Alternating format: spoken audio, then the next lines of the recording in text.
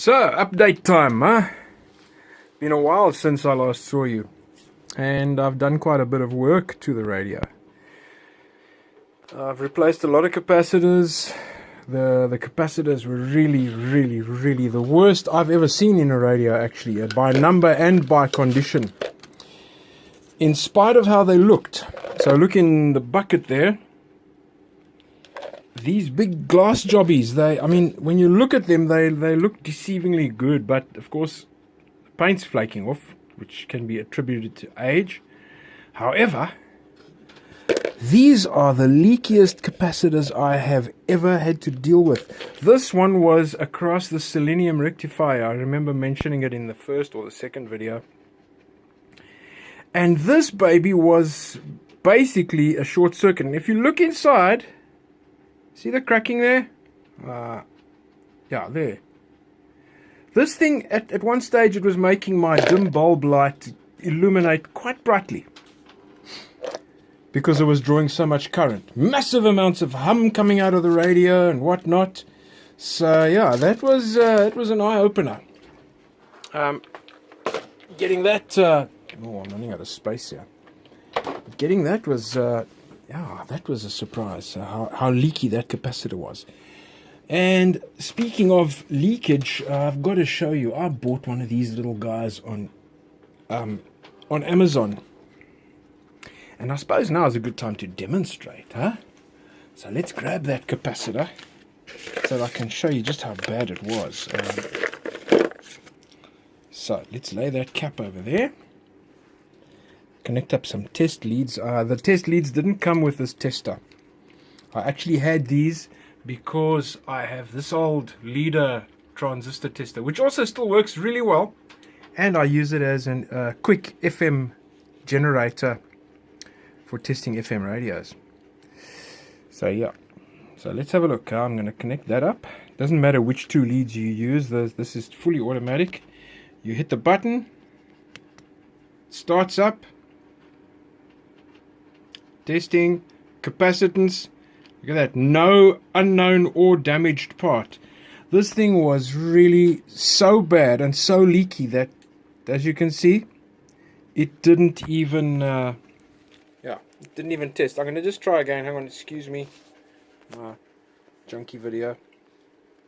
Or at least my junky camera holding. I think that's my next Amazon purchase, is one of those selfie sticks or something, so I can do this correctly. Huh? Anyway, here we go again. Try again.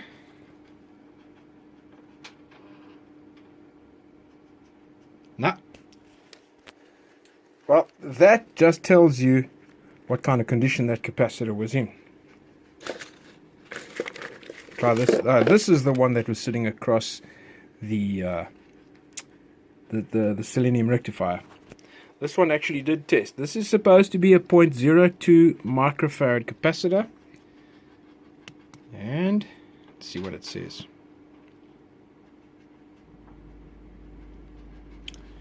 So look at that voltage loss, 38%, ESR 15 kilo ohm. That's just bizarre.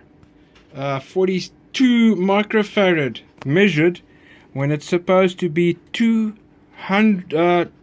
It's supposed to be 0.02 microfarad, so 20 nanofarad. So way off, way off. Yeah, like I said, it was basically just getting super hot. So there we go. This little tester has turned out to be, I think it was like 14 euros or something on eBay. Not on eBay, on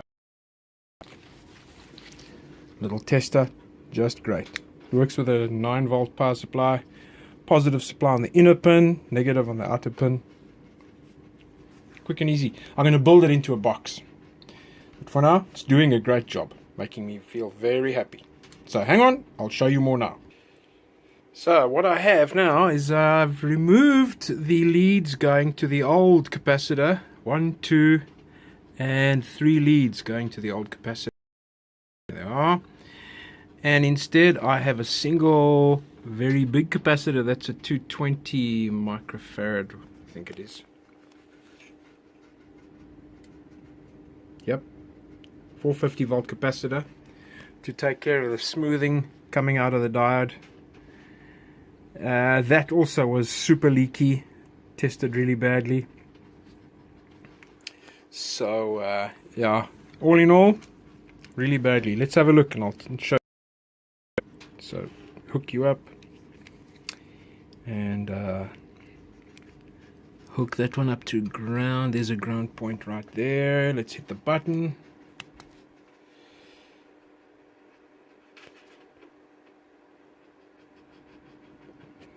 Kaboom! Really bad. Try another test point.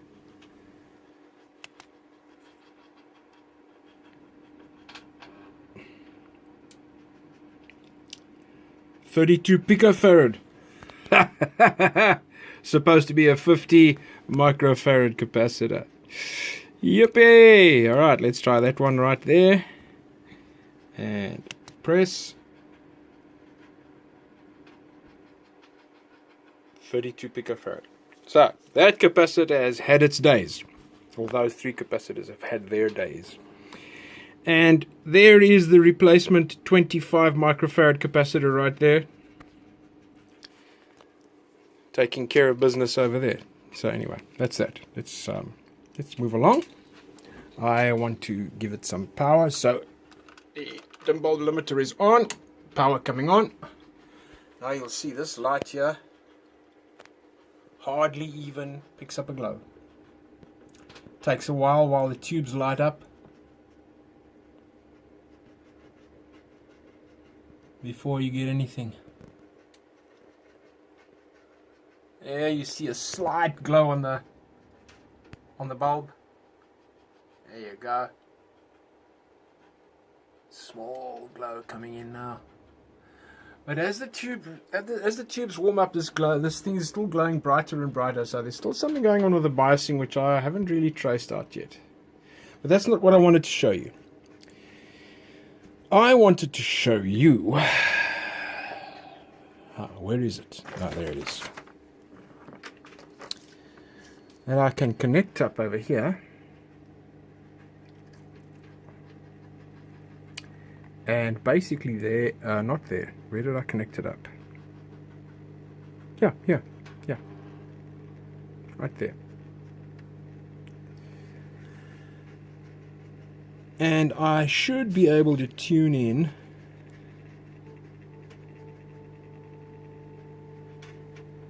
so coming in from my generator down the bottom there,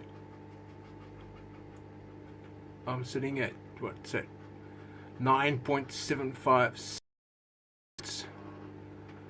at half a volt, so not sensitive at all, but I am getting some reception, as you can hear. Now I'll show you what the issue is. This coil, this right hand one, upper right hand one, this guy, I want to touch something and I can't. There we go, this guy. Can see a little hairy wire sticking up there. Well, that is part of the coil and it's broken off.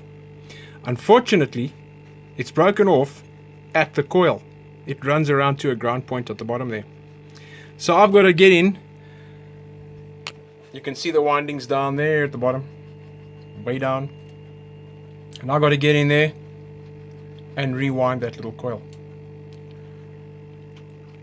While I'm in there, I've actually loosened the screws. There's 1, 2, and 3 screws somewhere down there, over there. I've got to get in there and I've got to remove this whole board, lift it up. So I'm going to have to desolder some wires underneath there so I can get it free, get it out of the way, because underneath there is a capacitor way down there, in there. That must come out.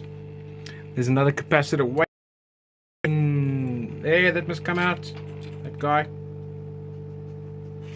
And I think there's one more underneath here. It's got to go. And I've also discovered another little hairy wire sticking out over here with no home. So I've got to find out where you go to as well. And then we'll come back to that. So yep, it's working. Only thing I don't see, which is kind of weird, is if that dial lamp is working. And it should be, because otherwise I wouldn't get any heaters. But the dial lamp's not coming on. So I don't get it. Anyway, we'll see how that goes. And so you stay tuned. I'll be back. Oh, out of focus too. Let's go for auto. There we go. See you later.